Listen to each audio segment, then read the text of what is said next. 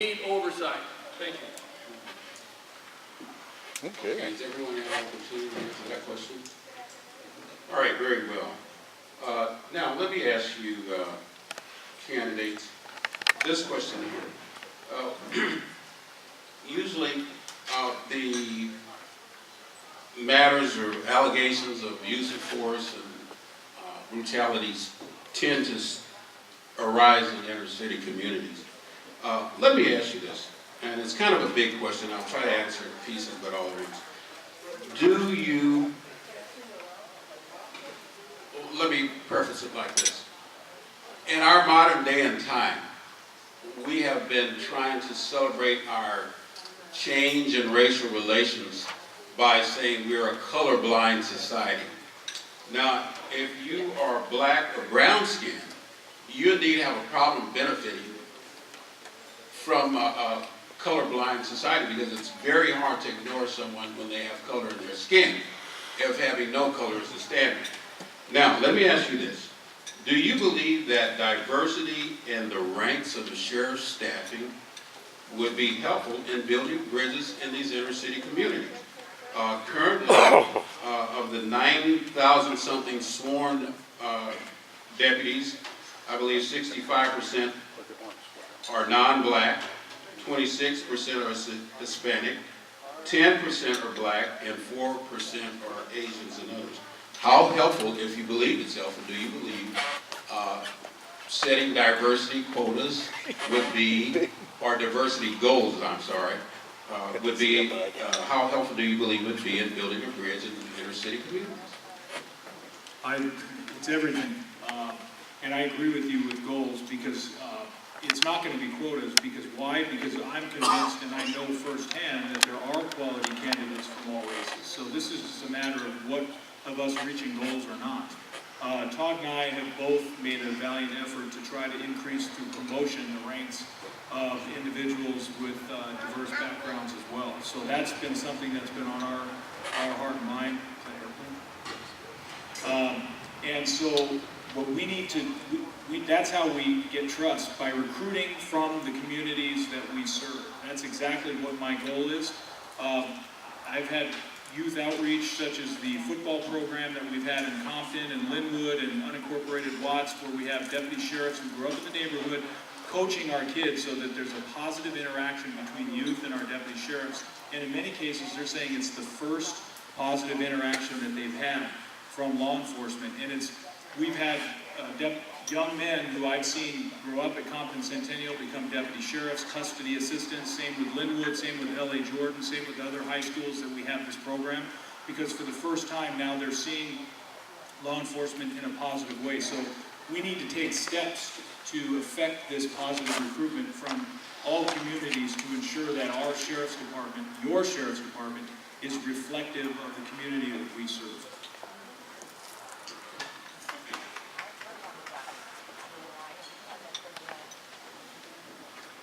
The makeup of the Sheriff's Department must reflect the community that it serves.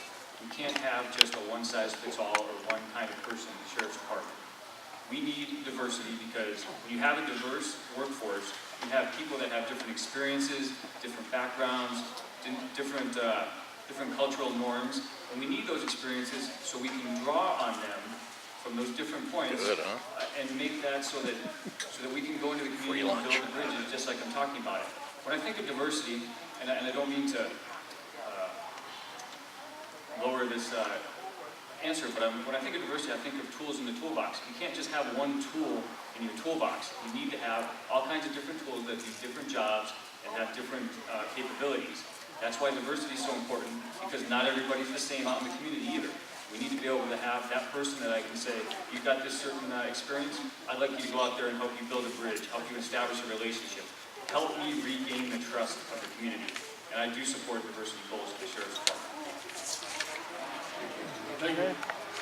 I think everyone's going to pretty much agree on the aspect and importance of diversity. But I got to throw something out to you on this. I mean, we recently had a job fair up in the North County. And every agency showed up to that job fair except the LA County Sheriff's Department. And it was held at our College of the Canyons up there. And yet we weren't represented. Right now, we're the largest sheriff's department in the United States, and we only have one active recruiter working for our department. How can we actively go out and recruit from the community those perceptions, actions, and thoughts of individuals that we need when we only have one person doing it? So we need to hire and have background, not only recruiters of multiple diversity, but background people of the same, so that they don't get washed out arbitrarily because of another level of the hiring process. So we need to increase our recruiting process. We need to be able to reach out to the community, find out what it is that we actually need, and identify and realize that perception, thoughts, and actions are extremely important when we hire the LA County Sheriff's Department. Thank you very much. We have 15,000 people who are applicants to the Sheriff's Department right now. We just did a offered test at the LA Convention Center and invited 8,000 people to come and take the exam. Only 25% showed up. We have more than one recruiter. We have a recruitment unit. We have full-time people, and we have part-time folks that we hire on 180-day contracts to come back and work for us to do recruitment. We recruit throughout the county of Los Angeles to the best of our ability. The entire Sheriff's Department has budget impacts, but I think our folks are doing a great job doing that. It's taking folks about 18 months to get hired by the Sheriff's Department now, but things are going very well. In terms of diversity, let me tell you what my perspective is on that. I was raised by a grandfather who was an immigrant from Chihuahua, Mexico. My sister joined our family at the age of 9. She was born in Tijuana, Mexico. And I watched her struggle for 20 years to gain American citizenship. She didn't become an American citizen until she was 29 years old. When I was being raised by my single mom in an all-white neighborhood, we had friends that would come over. I don't know if anybody remembers the old Ink Spot singing group, the 70s version. They were friends of my mom, and she used to come over and visit, or they used to come over and visit. And we faced discrimination because of who my mom's friends were. Unbelievable. So I'm very sensitive to this issue. I saw how my grandfather was mistreated in the workplace. I saw the travails my sister had to go through. We experienced discrimination in our own neighborhood. So we're very focused on that. And I'm very proud to let you know that 50% of our academy classes that are beginning today are people of color. So we're making inroads. There's a lot of ground to make up. But I go and I speak to every single academy class on day one. And 50% are folks of color that are representative of this diverse county of ours. Thank you. Is that everyone answering that question? Mr. Rogers, I'm going to take your question on specifically, and I'm going to address it to each of you. You have said that in each of the classes that are going through now, 50% of them are colored.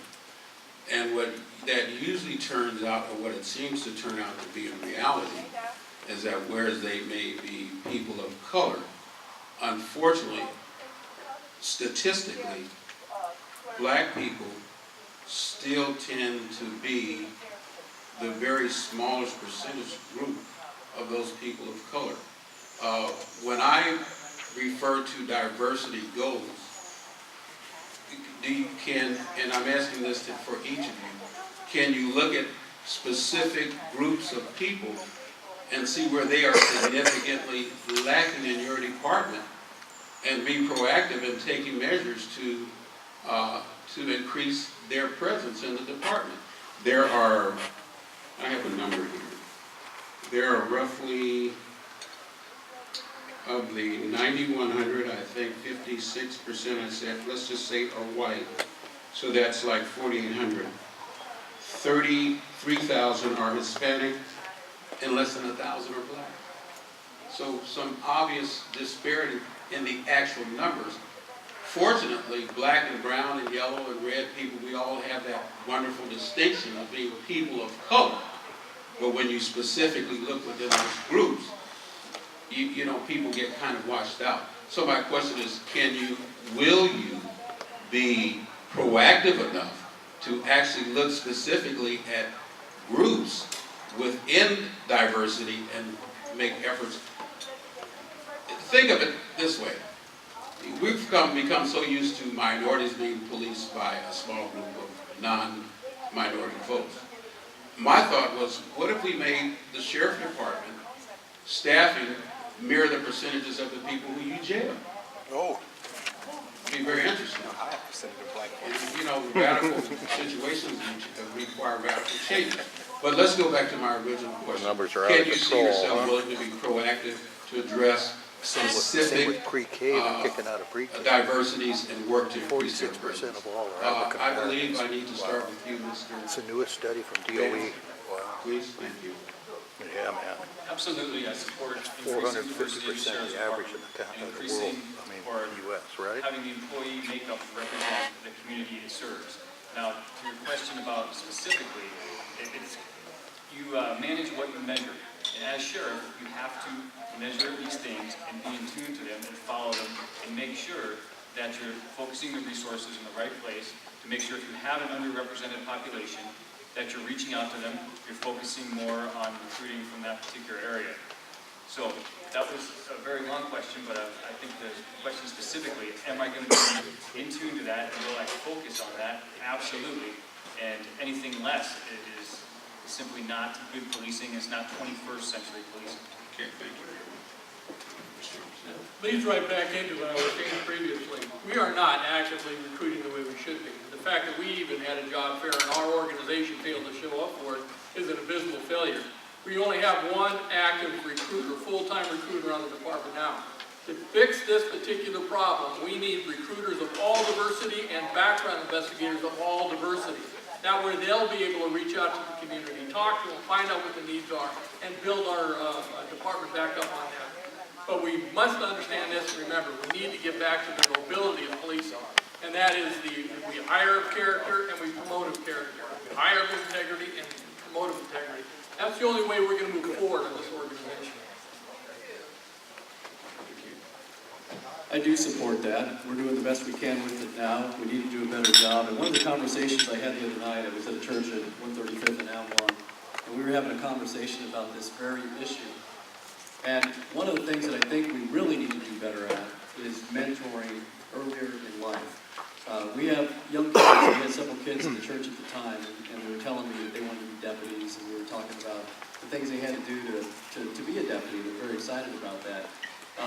But we also need to tell everybody, like when I go out and do presentations at schools, that the decisions that are being made today in their lives are going to impact them for the rest of their lives, especially when it comes to applying to the LA County Sheriff's Department or any law enforcement agency because of the background investigations we do, and very high hiring standards, very strict hiring standards that the state of California has, and that the Sheriff's Department has, and our standards are actually higher than those of the state of California. So, in terms of recruiting, yes, we can always do better. We're doing it as well as we think we can right now. We need more personnel dedicated to that. I'm in the process of trying to fix our budget. We have a $188 million structural deficit every year. When I inherited the budget 13 months ago, we had $52.5 million of unfunded programs. I got it down to $40 million now, so we can get back to doing the basics, putting deputies in radio cars in jails and improvement units and things that we need to do. But more importantly is reaching out and being better mentors to our youth, to number one, encourage them to seek law enforcement as a profession, let them know what it takes to be successful in the process, and then walk them through the process when they're old enough to do it. Thank you. When I was brought into work assistant sheriff, what I wanted to do, see, I actually believe we have people with the talent, with the skills right now that reflect the diversity you're talking about. So let me be more specific. Barbara, who's the captain of Compton right now? Captain Leonard McRae? That's because I pushed for him to be promoted and he was selected. We promoted Diane Walker to commander. When I left Century, we brought in Captain Joe Gooden to command Century. Why? Because he's a reflective of the communities that are there. We have to take action. The people are qualified, they just need to be promoted. That's the bottom line. We need to take those actions. And those are the kind of assertive steps that we need to take. I know Todd also feels the same way, or I don't want to speak on his behalf, but he's also advocated as well that we need to push the right people in those positions that are reflective of the communities that we serve, and we need to actually just take those actions. We have plenty of qualified people that are ready to go, we just need to promote them. That's why when we promoted Mark Washington and Right Reverend JJ and all the individuals, we put them in the right spots at the right time because they reflect the communities that we serve. Excellent. Have each of you had opportunity to answer that question? Okay, we're gonna revisit this hiring issue in a minute, but we don't want to get stopped right there. With dwindling resources for other agencies and other things, the sheriff's mission has grown. I have a question here, and I'm going to pose to you. It says, how, and let me put it this way. Obviously, your mission is more than just policing. How will you move the sheriff department to collaborate with faith-based organizations in assisting the homeless? Mr. Wow, that's good. Roger, could you start us off, please? How will you, as a sheriff, move the sheriff department to collaborate with faith-based organizations in assisting the homeless? We're going to continue what we've done in the past, and I was a captain at Carson Station for 6 years. And we had a lot of homeless encampments, we had a lot of complaints about homeless, and I went out and talked to the homeless myself to see if I could get a handle on what the causal factors, the root causal factors were of homelessness and why folks were resisting the opportunity to take advantage of resources and go to shelters and things like that. And we did do operations in response to community concerns, but we didn't go out there just to do arrest sweeps. We took a multi-faceted team out with us, including clergy. We took clergy, we took clinicians, we took homeless advocates, we took deputies, and we went out there and tried to provide this array of services, this continuum of services for the homeless to avail themselves of to get the treatment or the help that they needed. And you know that homelessness frequently goes hand in hand with mental illness, and one of the tragedies of this county is we have limited capacity for mental health treatment. But I had a great clergy council at Carson Station. I had pastors on homeless issues and other issues that would come in and advise me. Jim's used the term mentor quite a bit. Pastor C.R. Jones, Major Johnson, and David Buggs, and people like that who would come in and offer advice and counsel to me on dealing with those social issues within our community, in particular the homelessness. We also have a department-wide team that it has particular expertise in dealing with the homeless. Clergy is a big part of that. We will continue that under my leadership, and we'll expand it when we can. Thank you. We'll probably all be speaking the same. We've been in a number of debates together where we feel the same, generally speaking, about this issue. We need more resources so that we can properly care and treat our homeless, provide the resources available. The mental illness factor that goes along with many people that are in a homeless situation speaks to the fact that we need to stop this craziness of mass incarceration of individuals for either mental illness or even low-level offenses that aren't related to mental illness. We need to set our priorities straight to serious and violent felonies as opposed to overreaching for minor offenses, and that can only be done with a total transformation of the justice system, where we have proper care and treatment facilities for either the homeless or those who are mentally ill, or treatment and education and rehabilitation for those who have addictions or things of that nature. We need to just deal with it in a totally different way than has been traditionally done by law enforcement. There's a big one, huh? Wow.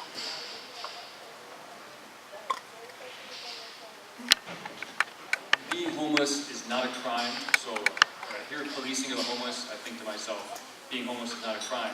What we want to do is prevent the homeless from being victimized. There's people that want to choose not to have a home, and that's their business, and we need to provide them the support they need. But the bigger population there is people that suffer from mental illness. And I do not want to police the mentally ill as sheriff. As sheriff, I want to use the office as a bully pulpit to get the Board of Supervisors and the Department of Mental Health to do something about this. I mean, it's just an ongoing problem. Everybody knows about it, everybody agrees about it. But the solution has been, in fact, they're going to talk about it Tuesday at the Board of Supervisors meeting, is to keep them in jail. They're going to build more beds to keep them in jail. I do not want to see that. I want to see people with mental illness diverted out of the criminal justice system, outside of the sheriff's department, and go to somewhere where they can be treated and get the services they need. And that includes the faith-based organizations that can provide those services or match them up with the service providers. So I see the sheriff's department in policing the homeless population as a matchmaker, if you will, that marries up the homeless population, the people that suffer from mental illness or addiction as a consequence of their mental illness, with the service providers that can help get them out of that cycle or that can help get them the treatment that they need. We can't use the jail system and the LA County criminal justice system as a way to incarcerate these people. It just makes the situation worse. You put people with mental illness in the jail system with a deputy, maybe 19, 20 years old, and you're just asking for trouble. We need to stop doing the same thing the same way over and over again. We need a leader in the LA County criminal justice system that's going to make that happen, and that's me. Thank you. You need a balanced approach in dealing with the homeless. Just recently, a deputy friend of mine, they ended up breaking up a theft ring made up of the homeless. They were breaking into cars and different shops purposely to steal the items and then send them over to a gang member who ended up fronting the stuff off, and they would get their money to buy their drugs and buy their alcohol. So you still need to maintain an aggressive approach from a standpoint of ensuring that there's a safe environment where you can walk around and the panhandlers aren't beating you up as well. However, in the Marina Del Rey, Santa Monica area where there's a lot of these, I can tell you right now, there's probably over 80, 85 shelters, and I've done the research on this, within a 5-mile radius of the station at Marina Del Rey. There's a lot of advocates and foundations out there willing to help. The problem is we just need to match up and marry up with these foundations to make it successful. And by being able to have a partner in the radio car with you, that would be a mental health advocate or a homeless shelter advocate, and be able to work together to go in and address some of these issues, that's how we get to be successful in this particular operation. But it's got to be a balanced approach. Sometimes the homeless will commit crimes, and if that's the case, then we need to take the appropriate action. The other times they're sent here from different states. They're given bus tickets to come out here because it's a nice warm climate as well. And by dealing with the homeless and asking them, would you like to go back home eventually? And if they say yes, we've got the foundations and the locations where they'll be able to help them meet their particular needs. So in essence, it really is a balance. Like the hospital's dumping them at Skid Row. One-way ticket.